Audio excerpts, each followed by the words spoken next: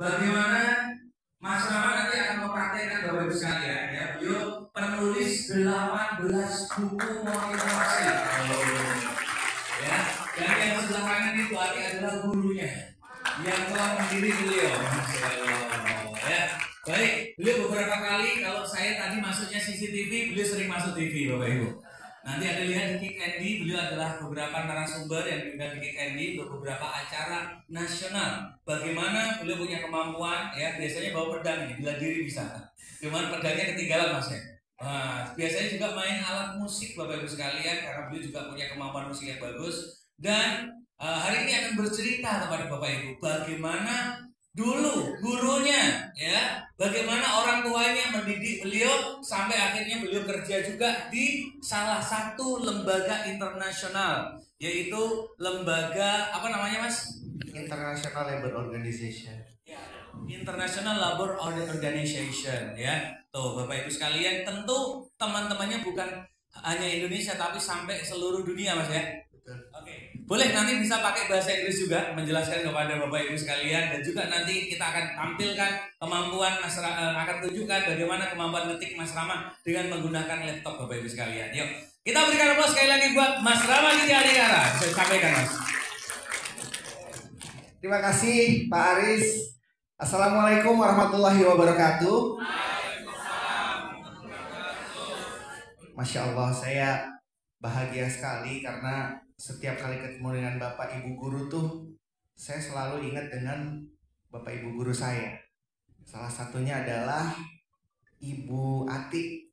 Ya, ini adalah guru saya semasa SMP. Jadi alhamdulillah saya sejak SMP sampai kuliah ini bersekolah di sekolah umum Bapak Ibu guru. Jadi mungkin nanti lebih banyak diceritakan oleh Bu Ati.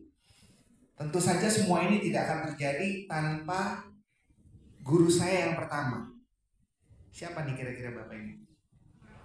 Orang tua almarhum bapak saya dan juga ibu saya alhamdulillah masih membersamai saya sampai hari ini.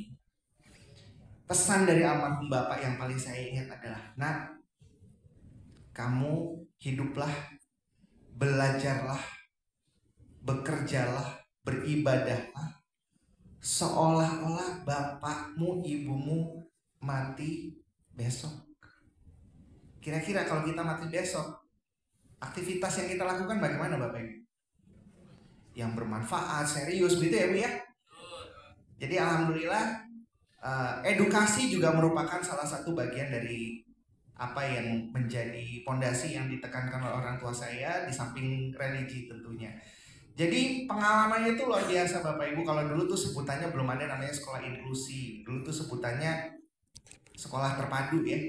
Nah, seperti itu. Tapi sebelum itu Bapak Ibu saya sudah lebih dahulu menginklusikan saya dengan lingkungan. Jadi kalau main, bertandang ke rumah tetangga itu diajak. Jadi tidak dikurung di dalam rumah, kemudian tidak dibahasakan bahwa oh ini putra saya yang buta, tidak. Jadi putra saya ya putra saya. Kalau ditanya itu matanya kenapa, baru dijelaskan. Seperti itu. Kemudian Bapak dan Ibu saya ini tidak pernah menghambat impian saya. Sekarang saya mau tanya, saya Bapak Ibu ini orang tua saya ya, Bapak Ibu. Anggaplah Bapak Ibu ini orang tua saya. Lalu saya bilang, "Bu, saya mau beli PS." Kira-kira Bapak Ibu akan bilang apa? Jangan. Selain itu apa? Yang berkaitan dengan mata. Lah kan nggak lihat mah bisa gitu. Mungkin Bapak Ibu pernah mendengar nama Atari. Nah itu dulu saya tetangga tuh punya Bu mesin game namanya Atari. Bunyinya kan unik gitu ya, lucu. Saya minta ke Bapak Ibu saya. Alhamdulillah setelah pinjam koperasi, ngutang kantor, 9 bulan baru terbeli. Second. Tujuannya apa? Hanya untuk memenuhi rasa ingin tahu, rasa kemauan untuk belajar dari seorang anak yang bernama Rama Ditya Adhikara. Nah kemudian bagaimana belajarnya ketika masih kecil? Selain diperkenalkan dengan lingkungan sosial, Saya juga belajar huruf abjad, jadi pakai mainan plastik dulu yang ABCDE ya, yang satu kresek tuh ya. Jadi ada yang A besar, A kecil gitu, sama ada angka. Dulu kalau saya belajar menghitung tuh pakai kerecekan namanya, nggak tahu sekarang masih ada atau enggak ya? Masih ada ya Bu ya? Iya masih ada. Terus belajar juz amma dulu, alhamdulillah saya hafal juz amma itu usia 5 tahun.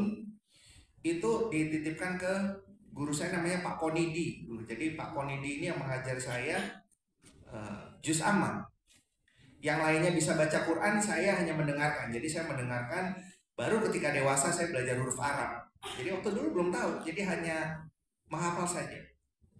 Nah kemudian saya kalau ingat bapak saya ini luar biasa ya. Jadi bapak saya tuh, saya sebelum masuk ke SLB, sebelum masuk ke SMP umum, saya di SLB dulu Bapak Ibu selama kurang lebih 6 tahun. Jadi 6 tahun ini saya di asrama, Bapak Ibu saya itu menjenguk atau menjemput setiap Sabtu. Nah saya ingat itu satu momen, saya udah janji sama bapak saya nih almarhum, cerita tidak nangis. Saya bilang seperti itu. Bapak saya ini jemput saya naik motor. Jadi dulu naik motor bawa baju-baju kotor ya, umur saya masih 8 tahun kalau nggak salah ya, 8 tahun. Kami naik motor lewat jalan arteri, dulu tuh belum ada tol seperti itu ya, masih ada lapangan rumputnya kalau nggak salah di tengah-tengah itu. Itu hujan deras, kami boncengan naik Honda GL, bapak saya punya Honda GL. Dihempas mobil, mati motornya. Akhirnya menepi.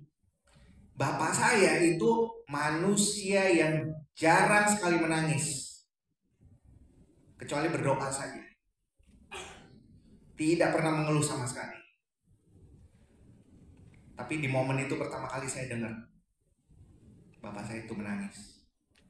Saya tuh masih kecil belum paham kenapa bapak saya menangis itu, karena kami harus dorong motor.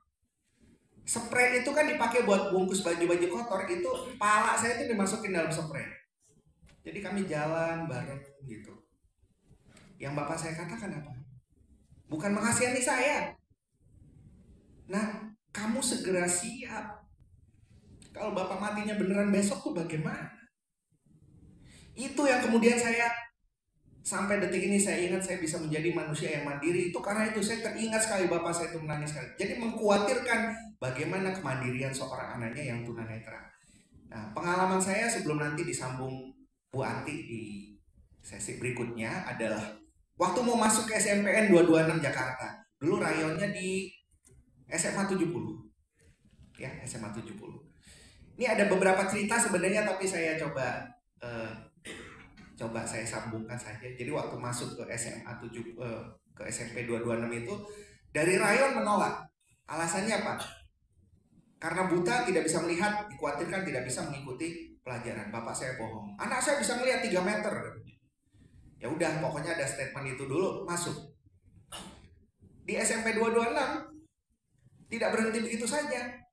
Saya ikut penataran P4 dan waktu itu diberitahu oleh kepala sekolahnya kalau tidak bisa mengikuti penataran P4 tidak bisa ikut sekolah. Alhamdulillah saya ranking 14 dari 514 siswa saat itu.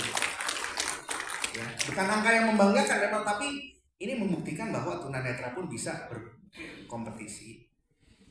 Dan saya skip, mungkin ini sudah lewat dari SMP, SMA itu waktu mau kuliah. Jadi alhamdulillah setelah kuliah saya sudah mandiri. Pertolongan terakhir bapak saya adalah ketika saya akan masuk kuliah. Saya kebetulan kuliah di Universitas Dharma Persada. Saya ambil sastra Inggris, konsentrasinya linguistik, jadi lebih ke bahasa ya. Sama juga ditolak. Alasannya apa? Karena saya buta, dikhawatirkan tidak bisa mengikuti perkuliahan. Nah, jadi saat itu bapak saya pinjam istri tetangga. Kira-kira tujuannya apa, Bu? Pinjam nih istri tetangga. Kenapa? Ibu saya kalau nggak nangis pingsan.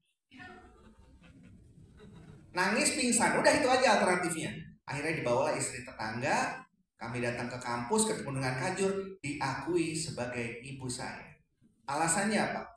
Istri tetangga ini sudah keliling Eropa, Jerman dan lain sebagainya, bahasa Inggrisnya fasih. Jadi pada saat, honey, Are you sure that this university cannot accept you? So pity. So, miss, this is my son. He really wants you to be there at this school university. Gila, Harry Potter banget nih gitu, ya kan? Emaknya begini, gimana anaknya gitu kan? Maka ya alhamdulillah setelah meminjam istri tetangga bisa masuk ini Bu. Ya Allah, kalau zaman sekarang namanya anak-anak yang sekolah di sekolah inklusi itu wajib diterima ya, mau nggak mau gitu kan. Dulu perjuangannya sampai kayak gitu.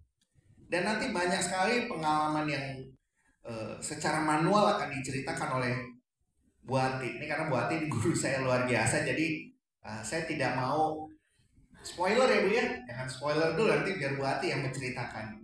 Itu kurang lebih begitu ya Pak Aris ya. Terima kasih. Assalamualaikum warahmatullahi wabarakatuh.